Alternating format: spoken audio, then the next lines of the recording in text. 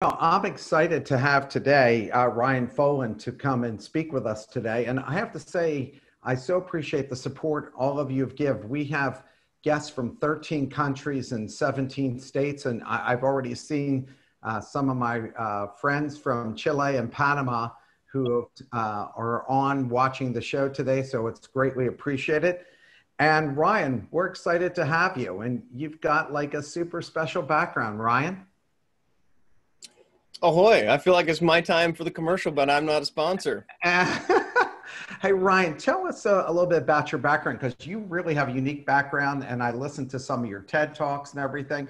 So if you could, please give the audience a little bit about your background and how you got to where you are now. Sure. So I'd say my entrepreneurial experience reflects the amount of freckles that I have. When I look back on my life, there are many of them, and they seem to sort of pop up out of nowhere, but I own them all. I think understanding that I grew up in a family of educators is important. Both my parents were teachers. They became vice principals and then principals and then administrators and then taught administrators to be principals. I actually also work in higher education, so the apple doesn't fall far from the tree. Now, how I got to higher education is an interesting story because if you grow up with a family that are educators, you don't want to be an educator because that's kind of what you know. But my path led me there. A big part of being in a family of educators is that every summer you pick up and ship off to Catalina. So you see my sailboat here in the corner. If I'm not speaking or doing something, I'm trying to relax on a boat. Now, for college, I actually went to UCSB and I ended up with 2 degrees, one in business economics and one in dramatic art. And where that's important is the intersection between the two, because I love business, but I think that no matter what you say, it also depends on how you say it. And when you can engage people and entertain them at the same time, I think the messages deliver a lot faster. So out of college, I thought that I'd be a great film and TV producer, but I found out real quick that it doesn't work as fast as you'd think so. So very eager to get myself out of the broke turnship that I got myself into, I jumped into the mortgage industry. And that was when things were popping. I made more money than I knew what to do with. And of course, I spent it all. I got arrogant. I went for my own broker's license because I was convinced I could make more money than I was making at the time. So I did that. And then I started my own brokerage and then the market crashed.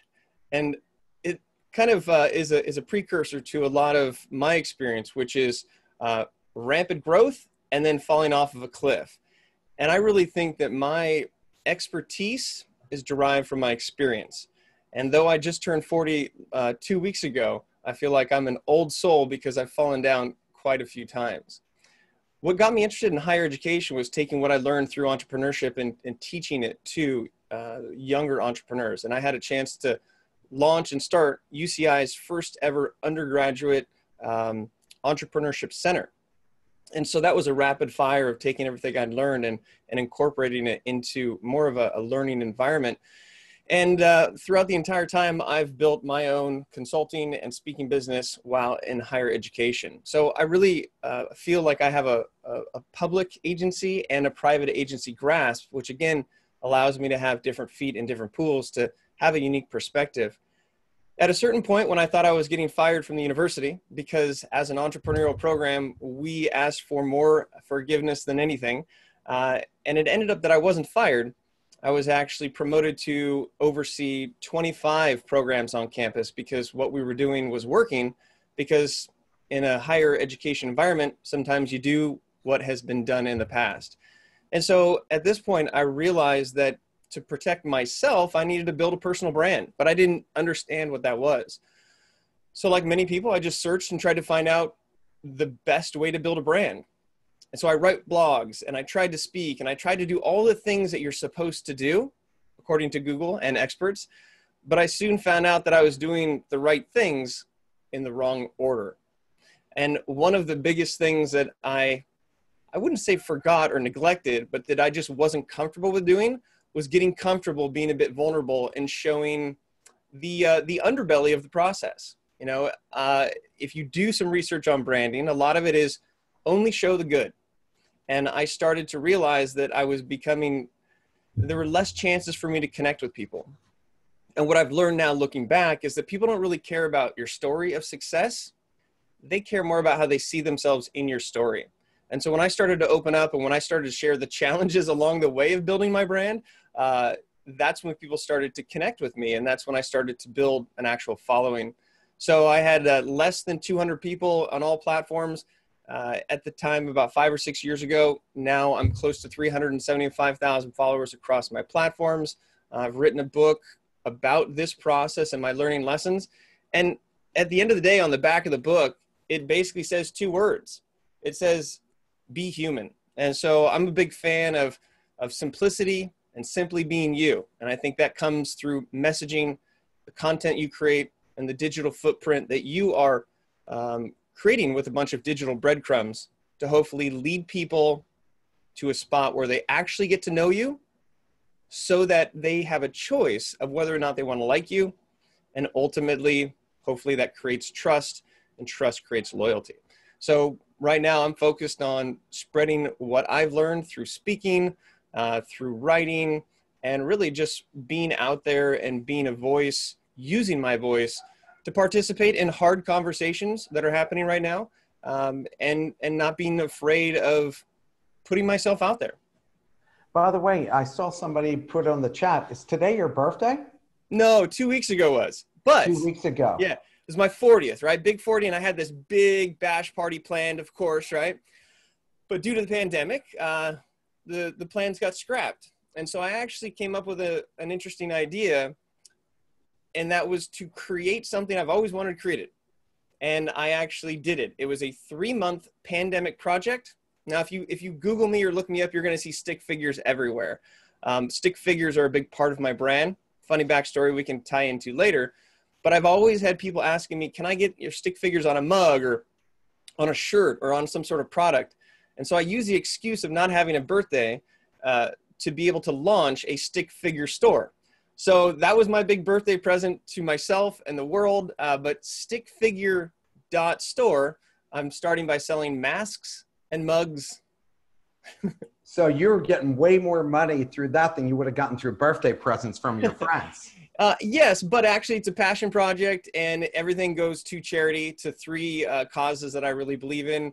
One that supports underserved entrepreneurs, one that supports our oceans, and the other that does some great work with mental health. So it's exciting to see how stick figures actually resonate with people, because at the end of the day, it's just a bunch of circles and lines and dots, but there's something human about it. There's some sort of overarching understanding that we can all draw a stick figure, and messaging in that simple format just gets me excited. I have to tell you, what I liked about your book was the fact of people being vulnerable, because one of the questions I've been asking, and I've been interviewing people since I was 15, was, tell me what was the biggest catastrophe in your life? What was the biggest mistake you ever made? Because especially when you're interviewing, successful CEOs, they never like to talk about those things. But yet I find that's what humanizes people. And that's where we really relate. We never really relate to people on their successes. It's typically the failures that they go through. So let's talk about, why did you write this book? I wrote this book because the lessons learned in my life personally actually helped me to build an authentic brand, which is what I was after from the start. But as I started to build my brand, there was a disconnect between the image that I was putting out there and the person that I really was. And when there's a disconnect, there's anxiety, there's stress. If you think about how you act towards your close friends, or when you're around your parents, or when you're around your partner or your wife or your husband, or even your boss, like, you might start to notice that you have these different masks, these different faces that you sort of put on, and that can be real stressful. And so as soon as I started to find a bit more clarity in who I was and owning all of these failures, some big failures, by the way, that's when I started to get more comfortable in my own skin. And if I can help what I've gone through to let people know that sharing what has gone wrong is actually something that will help people connect to you, then we can all just be a little bit more human. We can all relate to each other a little bit better. And at the end of the day, it plays into an old school business paradigm, which is know, like, and trust. And I think that right now, the way people are building brands, or historically the way you think, is that you're showcasing your highlight reel. I'm going to pick all the good stuff that happens. But in actuality, that's a high like reel, because all you're trying to do is get people to like you, and you're not really letting them get to know you. So I talk about a highlight reel, REAL. And so if you look at my story, which I really open up in the book, you know, I was bullied as a kid. That was a hard way to feel belonging in the beginning of my life. I had some real challenges out of college trying to find what I thought would work, but didn't. Made a lot of money, lost a lot of money. I was actually at one point involved in a business that 7 years after the fact, I got dragged into an FTC lawsuit, which definitely was one of the most, I guess, I'm the fact that I'm having a hard time finding a word for it is enough to say that it was one of the most traumatic and one of the most challenging periods that I've ever faced. Devastating. Yes, devastating. And at the end of the day, that made me so fearful of putting myself out there, because if you were to Google Ryan Foland, all you would see is just craziness. And it was scary. And so I actually stepped back and kind of tried to hide. But what I found is that owning it, being comfortable talking about it, I have so many lessons that I've learned through it. You know, I'm fine. I'm clear, but I have a clear conscience about being able to share that experience. And Mark, it's funny you talk about your question. If you look at Forbes magazine, right? Everybody wants to be on the cover of Forbes magazine. Yeah.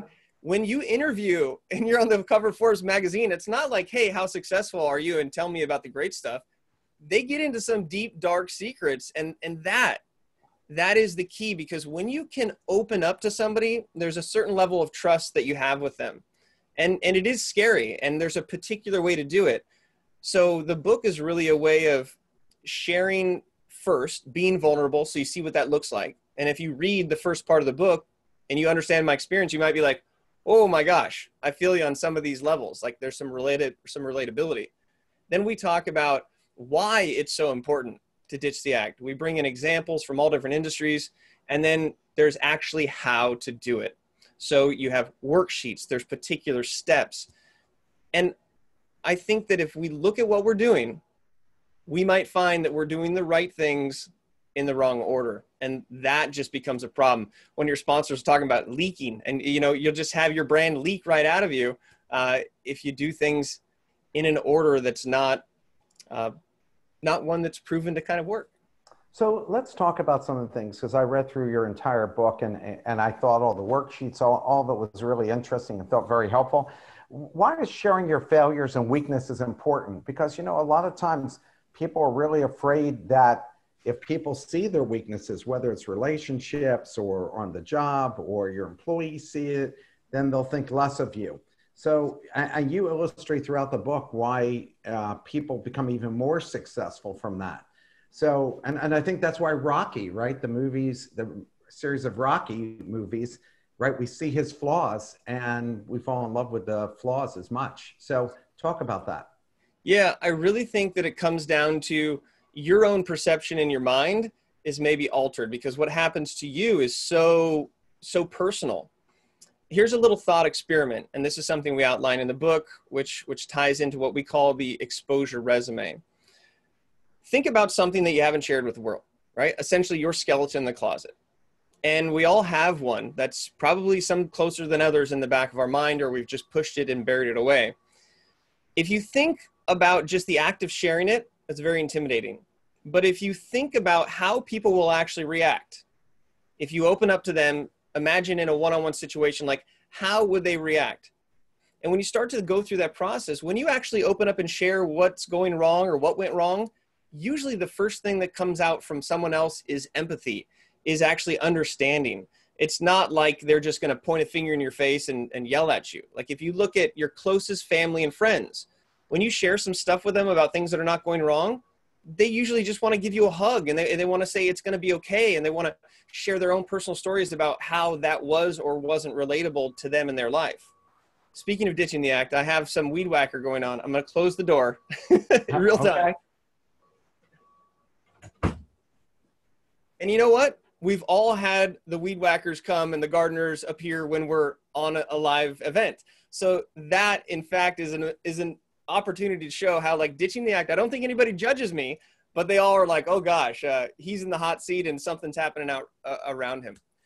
But to your question, I think the reason why it creates more relatability is because we all have a lot more failure than successes.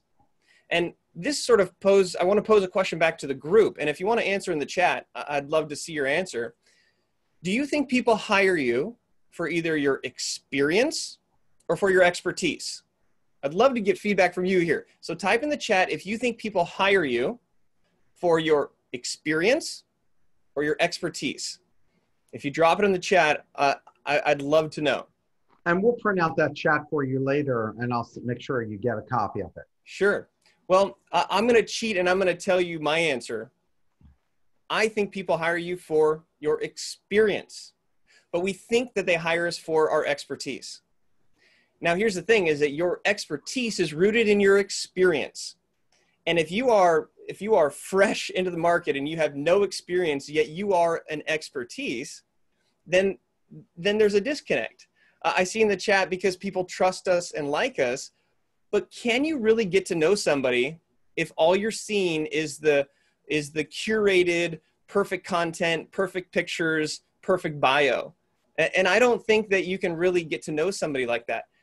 In the book, we talk about an authentic long-form bio. I challenge everybody to look at your bio. If I were to, like, Google search you and find your bio, does it read like this? I'm amazing. I did this. I'm kick-ass at this. This went well. I did this many percentage over percentage per year. This is how awesome I am. Here's my degrees, and I'm awesome. Like, typically that's how bios end up reading. And so one of the things that we talk about is, how can you find these stories that have relatability, that shows your experience and the lessons learned for your expertise? And how can you weave that in?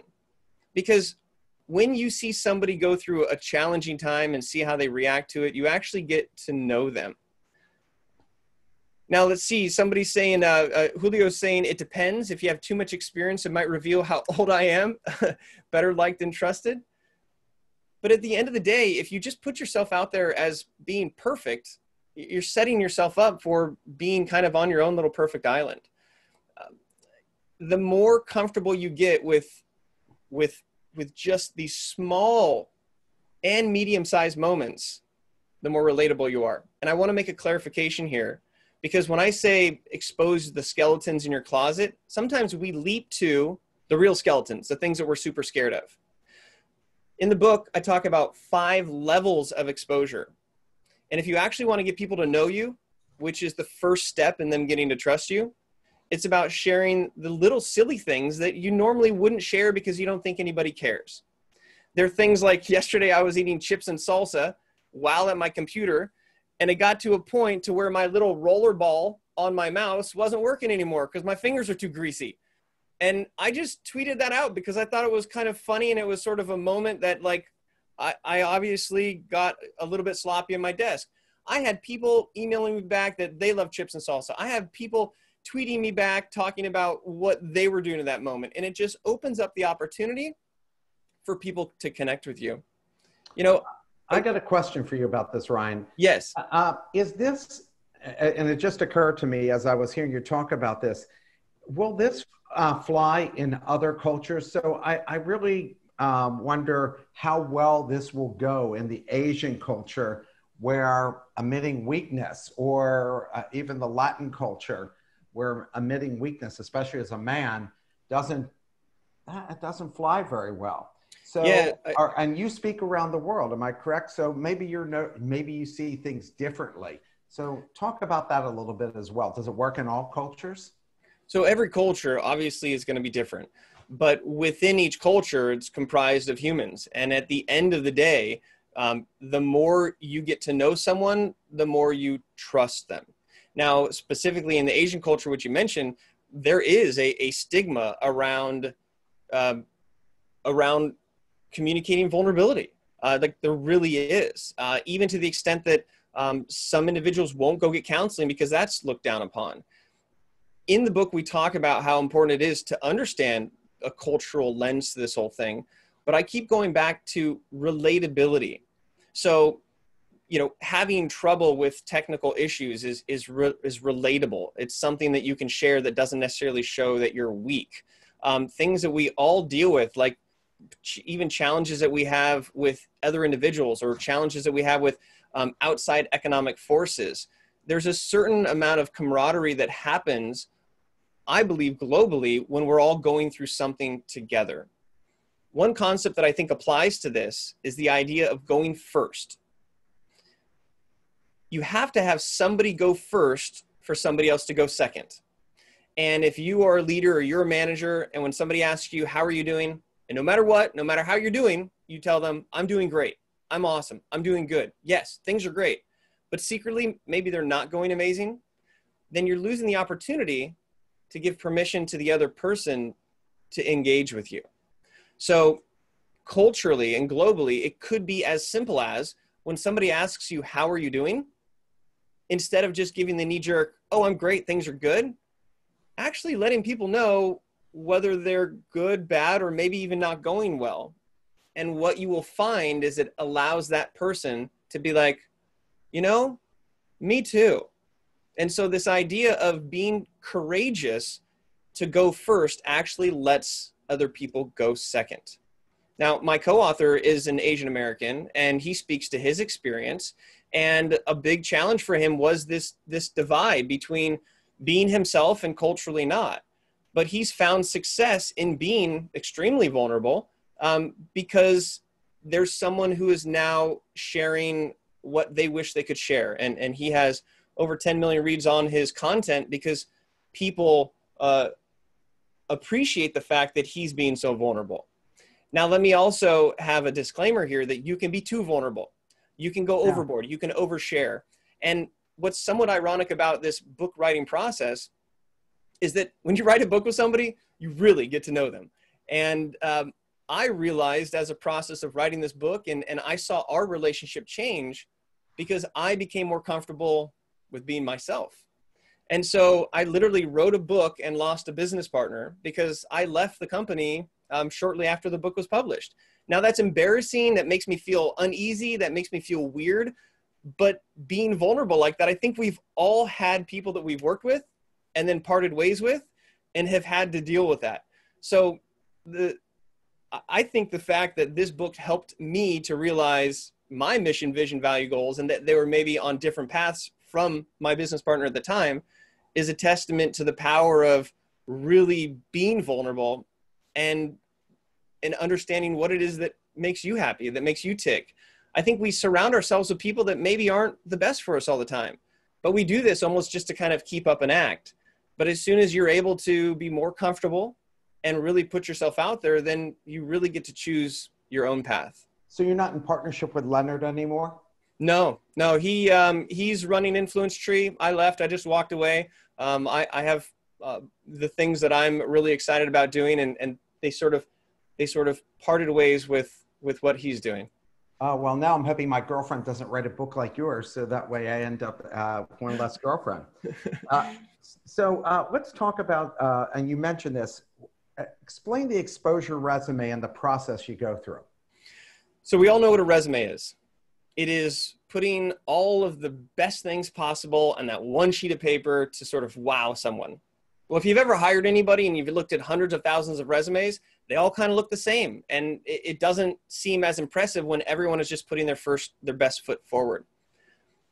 The exposure resume is a concept of flipping the resume on its head. Everything that you left off of the resume is fair game for the exposure resume. And what you do is you think about what is something that at first I might not necessarily seem proud of, or something that I'm afraid of sharing. You think of that moment, that one time that this business failed because of whatever. You write down that instant, and then you ask yourself, what did I truly learn from that? And how have I changed as a person? And what you do is you build the context around the learning from the experiences that went wrong.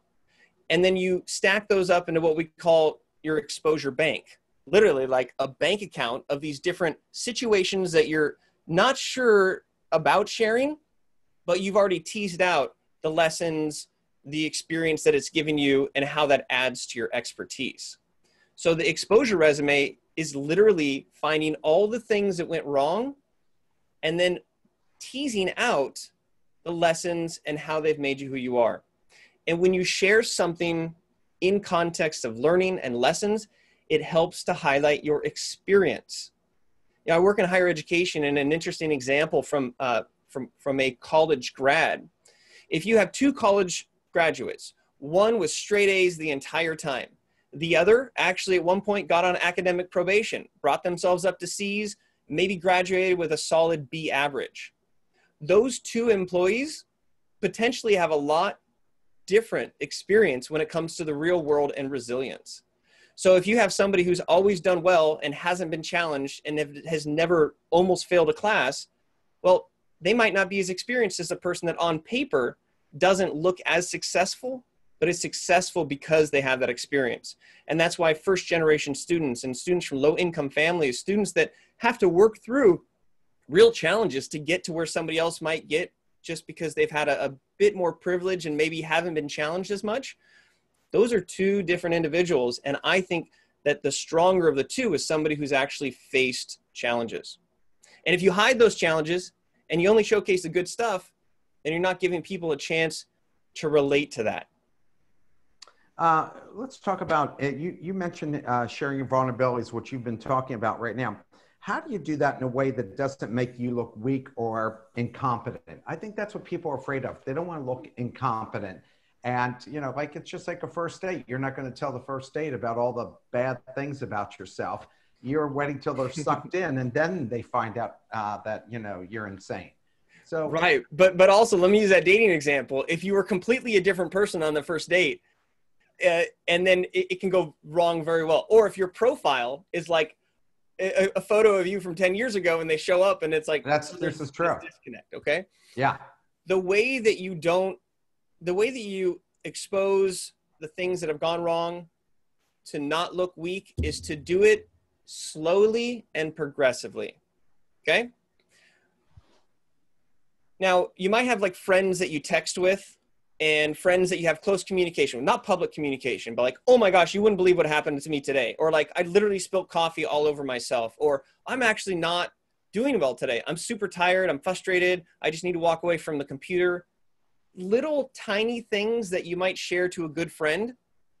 If you gather the courage and the strength to start to share the little things, just these little ones, what you're going to find is somebody else is going to be like, oh my gosh, you wouldn't believe the other day I was working out and I realized that my shirt was inside out for the entire time.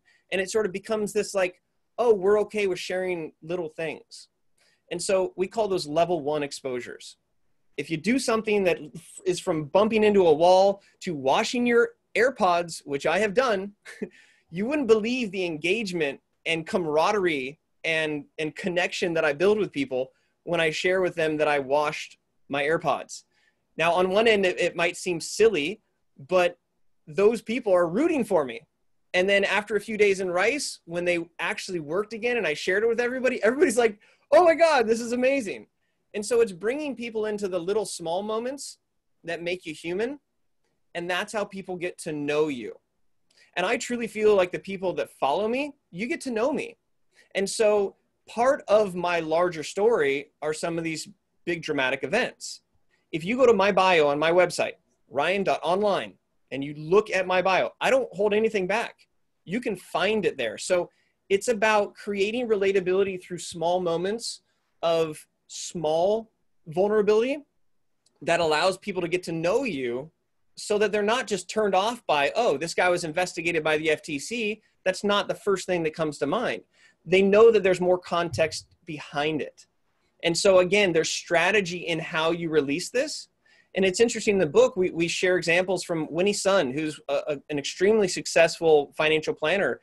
And in that industry in finance, it's typically people are very buttoned up. And she's someone who is even of Asian American descent. And culturally, she's breaking those norms, but she's connecting with people.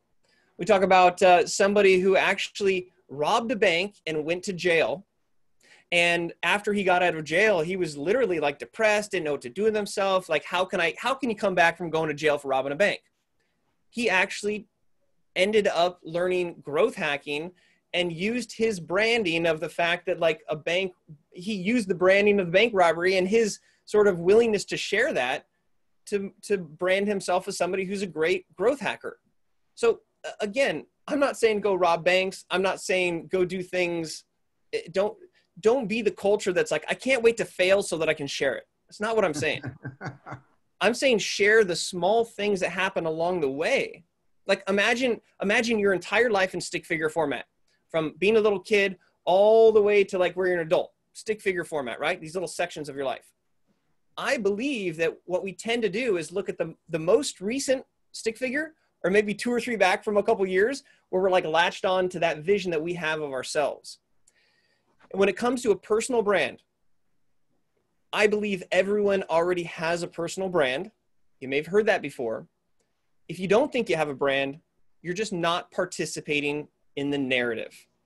You're not putting digital breadcrumbs, and you're not using words and actions and telling stories that reinforce who you want to be. One of, I think, the most powerful exercises in our book is called the rapid reflection discovery process. Yeah. And it truly... And explain that. Yeah. So I believe a brand is not what you think your brand is. I'm sorry. But like, if you're like, I'm this is who I am. Okay. But that's not your brand. Now, if I talk to everybody that knows you and I say, hey, what is that person like? They're going to be like, oh my gosh, let me tell you about that person. Talk. Whatever that person says, that's not entirely you either. It's actually the intersection. Your brand is the intersection between what you want to be known for and what other people see you as. And the way that you start, the way that I help people start the branding process, because again, you got to start somewhere, is take Post-it notes. Always have them handy. 2-color Post-it notes, although those look like the same color in here. Let's do this. 2-color Post-it notes. You write down all the things that you want to be known for. Post a note for this. I want to be known as a speaker. I want to be known as somebody who sales. I want to be known as all these people. And then what you do is you go out to your friends, your family, your coworkers, people you know, even maybe on social media, and say, I'm doing an exercise. Can you tell me words or phrases that you associate with me? It's anonymous. Send it to my friend, or just, some anonymity behind it. And then you gather all the data. So imagine you have 20 or 30 Post-it notes of all the things that you want to be known for. And then you transcribe on Post-it notes all the things that people see you as. So you have these 2 different big clusters. And you go, well, I want to be known as a speaker, and this person thinks of me as a keynote speaker. And that person thinks of me as an edge. And so you start to pull these 2 visions of you, and you'll see 3 things. There's still going to be some outliers. There's people who think about you in a way that you don't want to be thought about. There's things that you want to be known for that nobody thinks about. And then in the middle, there are going to be things that people think about you, the way they describe you, the way they know you, and things that you want to be known for. And that intersection is what you can grab onto. So do you think people will be honest with you about this? If they're able to submit it anonymously, absolutely. And it's also a data. You don't want to do a data set of 1, right? You want to do a data set of a few. And when you get people to give you input, this is like, what do you see me as in the world based on what you see? And then you go, what do I want to be known as? You collect the data, you put them together into these different groups.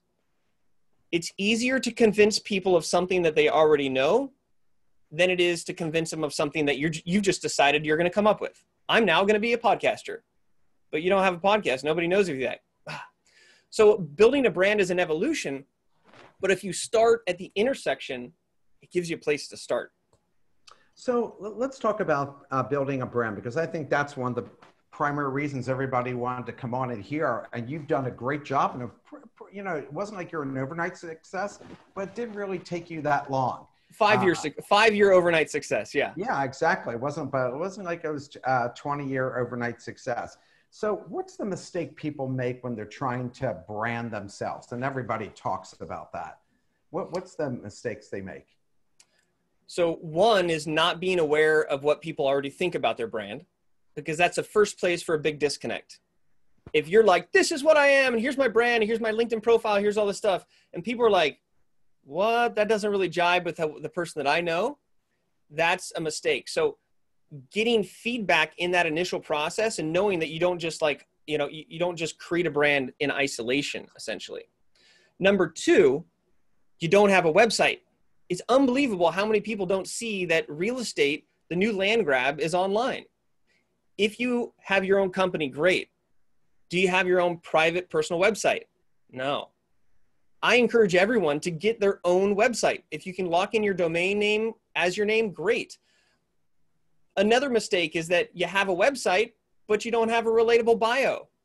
For a long time, I was writing these articles and creating content, yet if you went back to my website, I wasn't opening up. I wasn't giving you a chance to get to know me. As you're building a brand, people are taking the information that they can find. It's not like, Mark, you didn't knock on my door and be like, Ryan, can we talk about you for a second? Like let's talk about it. I don't really know you. Like, no, I've put enough out there so that you can do a slight to aggressive cyber stalk, and there's enough information for you to learn about me. So I would categorize that as not really sharing enough about you. If your profile picture is 10 years old, maybe think about updating it. If you don't talk about the dogs that you have, or the love for your family, or your love for hiking, you might be less personable. And I think people more than ever now don't really want to do business with businesses. They want to do business with people. And if you have a job, you might not think that you need a personal brand.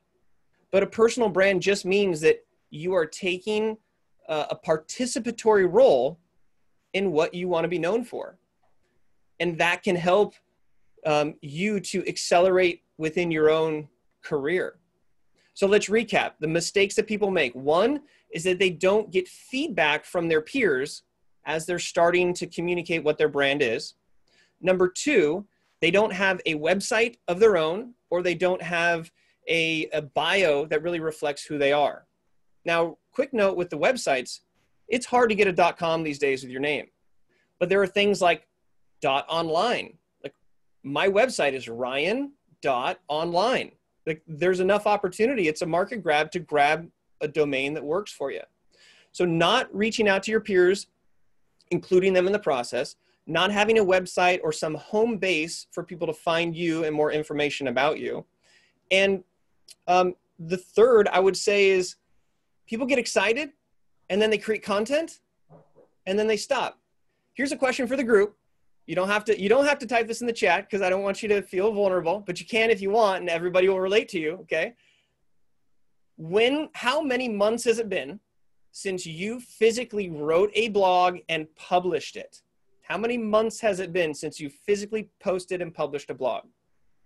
I ask people that question, and it's surprising because, okay, 2 months ago, a couple days ago, 492 months ago, it's all over the board.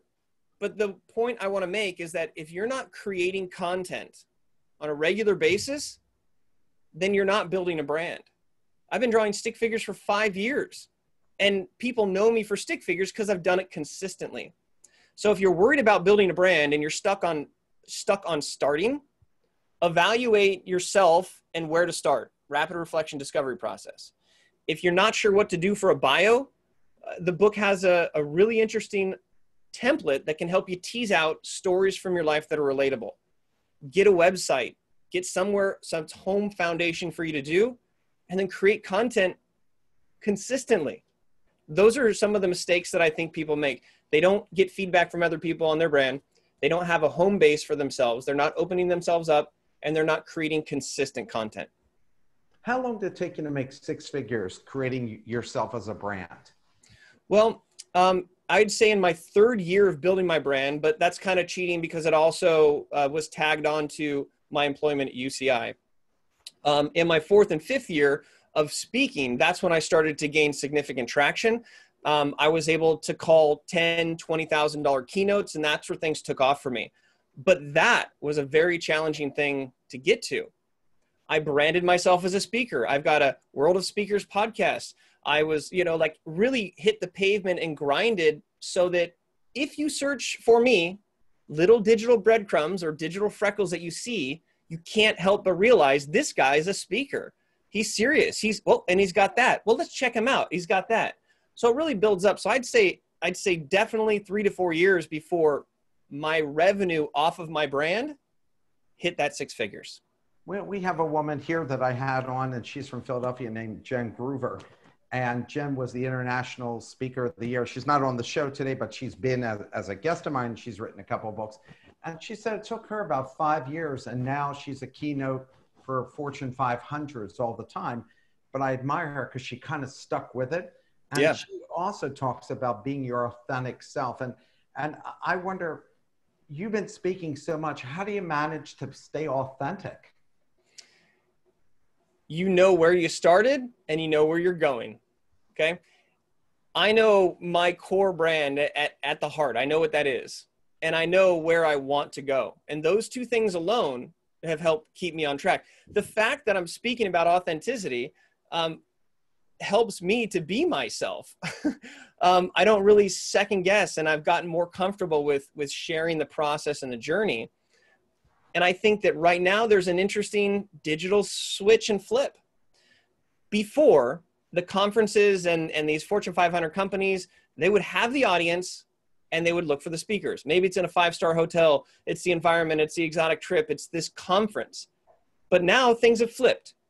And as a speaker, it's important that you have a platform where you can bring an audience, because that's what these event planners are looking for. So I think that it's constantly changing. But what doesn't change for me is the core message. And that's how I am able to stay authentic. Yeah, and you have great energy. So when you inventoried yourself, what were your greatest skills, and what were things that you were surprised that people said wasn't strengths of yours? Well, and I want to clarify, it's not necessarily strengths, but it's what they associate with me. Right. Yeah. And so one thing that I realized is that people didn't really associate me with my love for the ocean or sailing. And for me, like, that's a big part of my life. Like, I'm literally headed to Catalina tomorrow. And I realized that I wasn't really posting pictures or sharing my experiences around it or anything like that. And so what I started to do was incorporate sailing visually in conversation, in what I'm doing. And you do that enough, and then people start to recognize you for it. One of the challenging things that you're going to have is that, surprisingly, you might find a lot of connections. Well, people think I'm a speaker and I want to be a speaker. People think of me as high energy, and yeah, I'm kind of like a human firecracker. People think about this and me. The challenge comes in reducing them down to just 3 core things. I know everybody's good at math, but I'm going to reteach you how to count. 1, 2, 3, many. In Spanish, uno, dos, tres, mucho. In Korean, hana, dual, set. I forget how to say many in Korean. But the idea is that, Mark, if you're like, Ryan, tell me what you're all about. And I'm like, well, I like to sail. I like to do this. I like to speak. I like to do this. I like to, and it, like, you overwhelm people. Yeah. And so I think that it's okay to be all those things, but it's not okay to initially present yourself as all those things. So we challenge you to take all the feedback and say, like, what is something professionally that you want to own? What is something from a personality standpoint that you want to own? And what is something from a hobby standpoint, or something that's like makes you human? And so if you ask me what I'm all about, I could tell you that professionally, I'm a speaker. I could tell you that personality wise, I'm kind of outgoing and high energy. I drive off of that. And then for fun, if I'm not speaking, I'm sailing. And it's enough for you to start that relationship. And then if you want to find out more, I've left enough digital freckles for you to connect those dots. How often do you have your podcast? So I have 2 podcasts. One is the World of Speakers. We just hit 80 episodes, and it's actually sponsored by Speaker Hub, which is a platform where you can showcase yourself as a speaker. We typically do 1 to 2 per month. My 313 Challenge podcast, that is a weekly podcast, and it's a genesis off a radio show that I had for 3 years. but we're on episode 46, 47 right now. So that's a weekly episode. But more than once a week, once a week is enough. Would You know, say your cadence is up to you. It's totally up to you. What's more what important? have you found successfully? I mean, like, obviously, if you thought, hey, doing it 3 times a week, you'd probably, and your audience connected with that, you'd maybe do it 3 times a week. But you picked once a week. What was the reasoning for that? Because it was manageable for me. So let me take a step back for just a second. When you look at creating content, there's a misnomer. Because people think that they need to be on all platforms. People think they need to make videos, but I also need a podcast. No, I need a blog. Maybe I can treat my Facebook page as a blog, like blah, blah, blah, blah, blah. I stop people and I say, what do you enjoy doing? Like, what do you physically like to do? Do you like to write? Do you like to be on videos? Do you like to edit videos? Do you like to make images? Like, do you like the sound of your voice? Because if you reverse engineer the content that you make based on what you enjoy doing, there's a good chance you'll continue to do it. So for me, this 313 method that I have, and you can Google that, it's a way to take what you say and what you are in 3 sentences, in 1 sentence, and ultimately 3 words. Because a part of your brand is being able to be brief, bright, and start the conversation. So I love interviewing people. And so a weekly for me is just like energizing. For the world of speakers, I also love it, but that's sponsored. And so I have to work with the sponsor in a cadence that works for them. I think it's more important that you're creating content that you enjoy. And I think it's most important that you're creating expectations for yourself that you can actually continue. I'd rather somebody do 1 podcast a month for an entire 5 years than try to jump into it and do like 1 or 2 or 3 every week. It comes down to you. This is your personal brand. Okay, you can do it, or you can hire somebody to do it for you. Those are the 2 options. So a lot of times shy people come up to me and will ask the question of, I really want to put myself out there, but I'm kind of afraid to do it. What's your advice to people who are shy? They have a lot to offer and they want to offer it, but they're really afraid to take that leap. What do you tell them? 2 words: start small. That's it. Now, what's really cool is in the book, we know that we were going to get people who are introverted, who are shy, who are naturally not going to want to put themselves out there.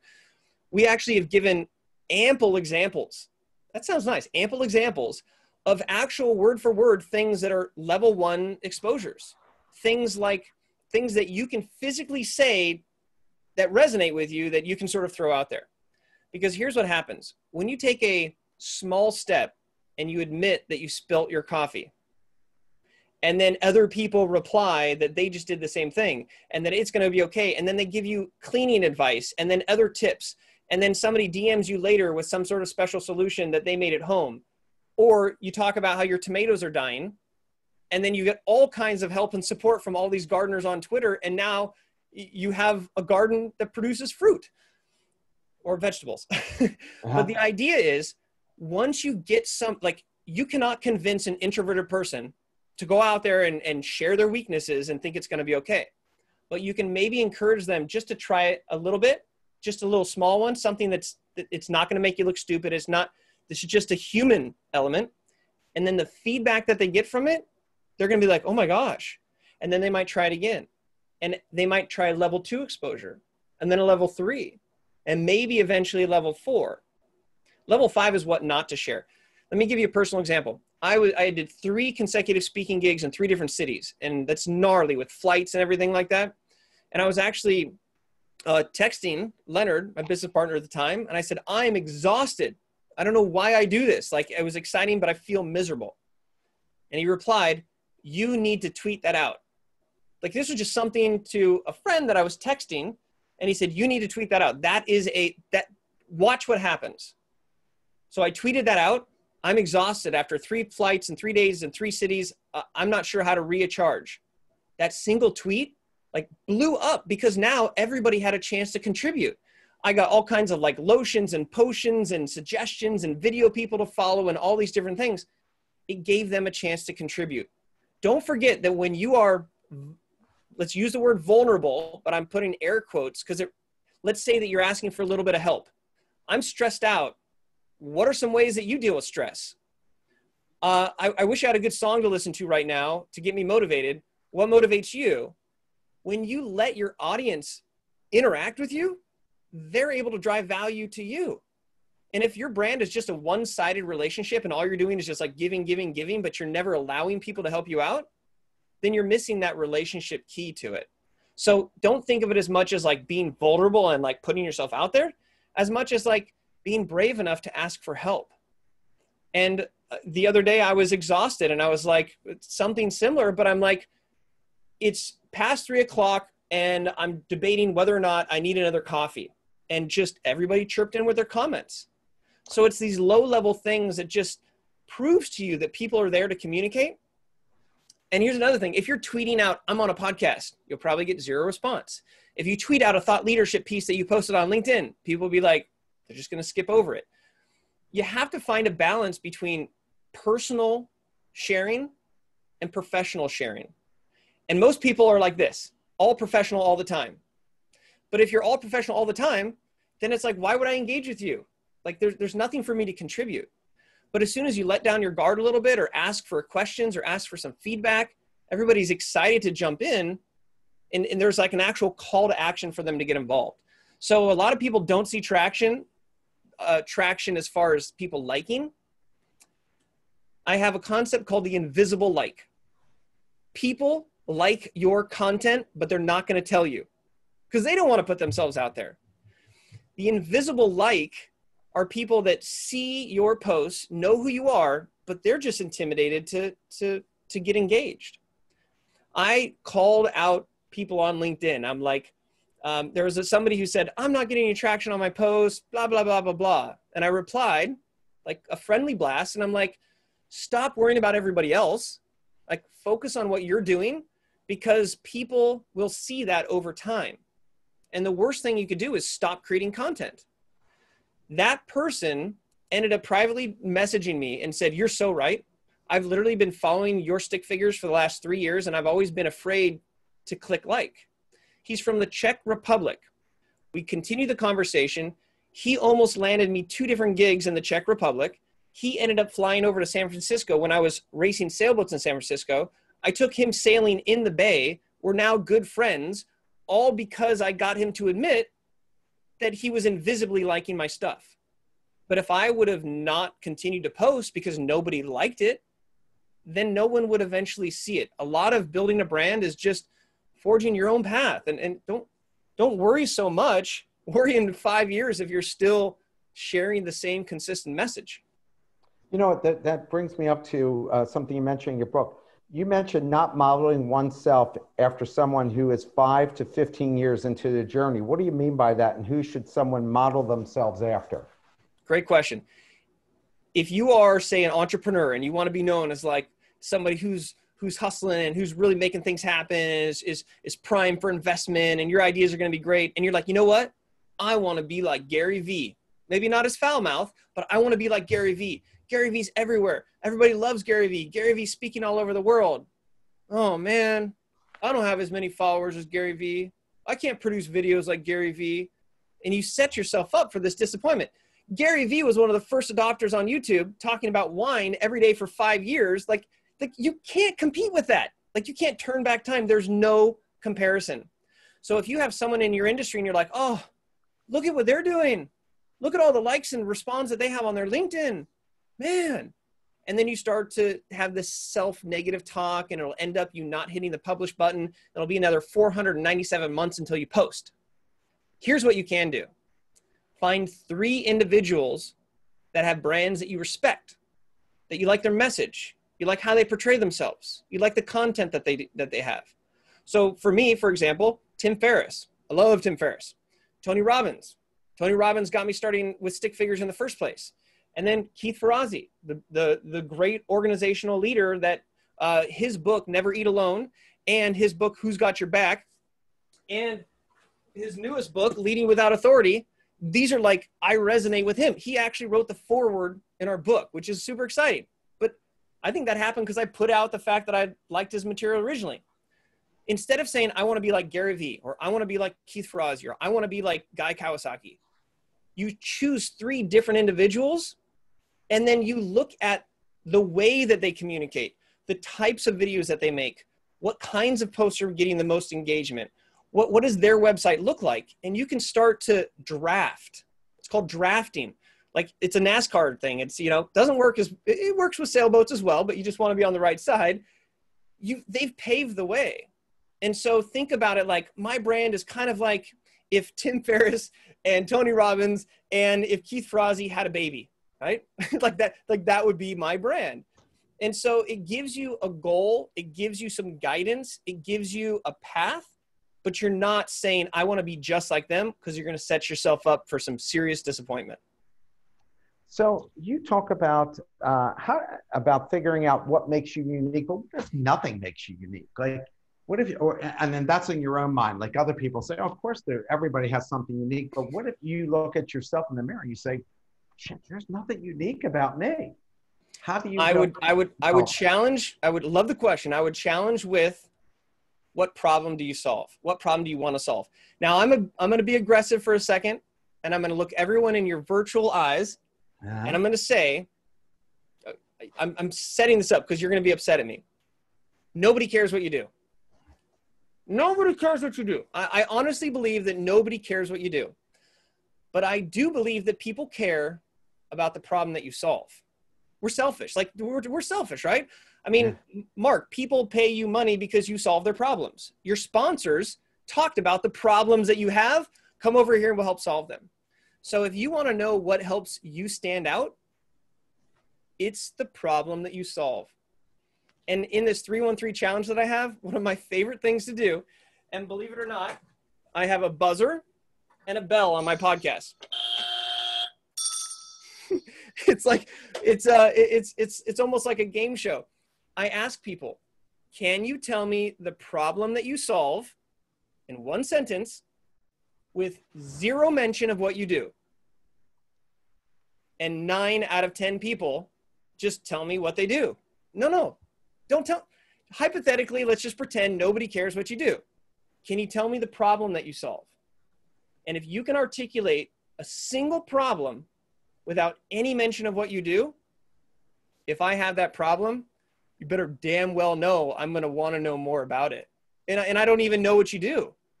So I think that what makes you unique is the problem that you solve. So if you don't think that you have anything that's special, maybe you should find a problem that you're passionate about solving.